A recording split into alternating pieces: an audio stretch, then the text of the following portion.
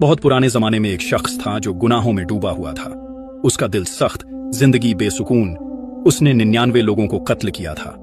एक दिन दिल में ख्याल आया, क्या अल्लाह मुझे माफ कर सकता है? वो एक इबादत गुजार के पास गया और पूछा, मैंने 99 कत्ल किए हैं, क्या मेरे लिए तौबा का रास्ता है? इबादत गुजार ने गुस्से से कहा, नहीं, तेरे लिए कोई तौबा नहीं। यह सुनकर वो शख्स तैश में आ गया और उसे भी कत्ल कर दिया। अब वो 100 कत्ल कर चुका था, फिर भी दिल में उम्मीद बाकी थी। वो एक आलिम के पास गया और पूछा, मैंने 100 लोगों को कत्ल किया है, क्या मेरे लिए भी तौबा है? आलिम ने नरमी से जवाब दिया, हां, अल्लाह की रहमत कभी बंद नहीं होती। बस अपने बुरे इलाके को छोड़ दे और उस बस्ती में जा जहां नेक लोग रहते हैं, उनके साथ इबादत कर और फिर कभी वापस ना आना। वो फौरन निकल पड़ा, दिल में नदामत, आंखों में उम्मीद। लेकिन अभी आधे रास्ते में ही था कि मौत आ गई। रहमत और अजाब के फरिश्ते आ गए। दोनों में बहस होने लगी कि ये किसके साथ जाएगा।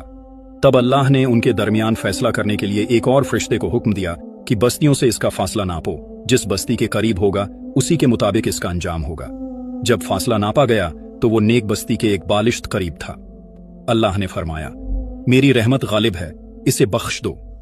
यूं वो शख्स जिसने 100 कत्ल किए थे, अपनी सच्ची तौबा की नीयत से अल्लाह की रहमत में दाखिल हो गया। बहुत पुराने जमाने में एक शख्स था जो गुनाहों में डूबा हुआ था। उसका दिल सख्त, जिंदगी बेसुकून। उसने 99 लोगों को कत्ल किया था। एक दिन दिल में ख्याल आया, क्या अल्लाह मुझे माफ कर सकता है?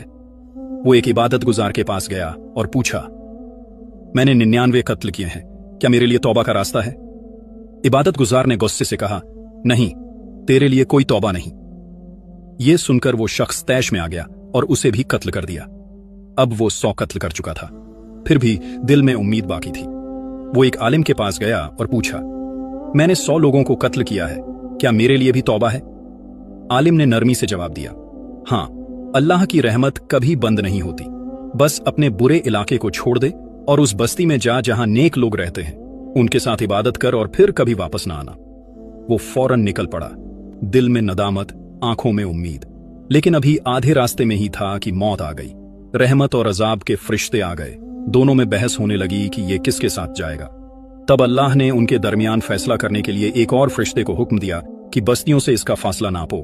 जिस बस्ती के करीब होगा उसी के मुताबिक इसका अंजाम होगा। जब फासला नापा गया तो वो नेक बस्ती के एक बालिश्त करीब था।